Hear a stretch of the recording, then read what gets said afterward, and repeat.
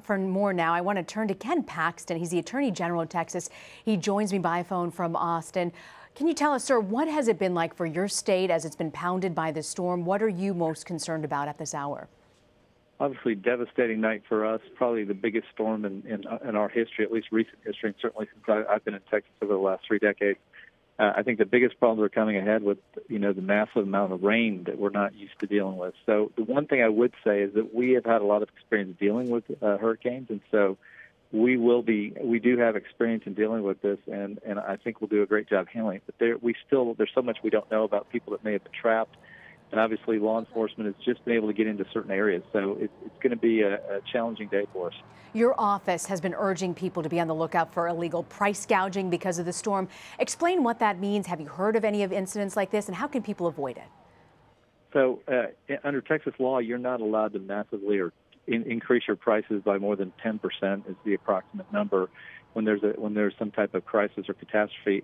There's significant fines for that, up to $20,000 per incident. If you're doing that to somebody over 65, it could be up to $250,000. So there's significant. We already have over 200 calls of potential price gouging, so people are informing us through our website and through our call-in line.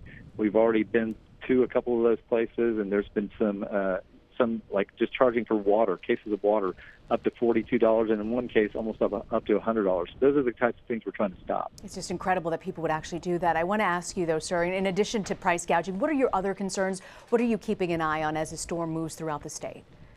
Well, obviously, flooding is a huge issue. Making sure that people stay off the roads that are in the affected areas, because we want our first responders to be able to get in and get their jobs done. And then also just finding the people that may have been trapped potentially on some of the islands or in other places. So that's really what people are focused on. We also obviously have areas of huge power outages, so that's obviously having an impact as well. I want to ask you about the undocumented community in Texas. Before the storm, it was announced that any illegal residents could report to shelters without fear of being arrested. With the days of rain ahead, do we know yet how long that'll remain in effect? It's obviously hard to predict. It looks like it's going to be at least a couple of more days. I would expect, potentially all through next week that would continue to be the case.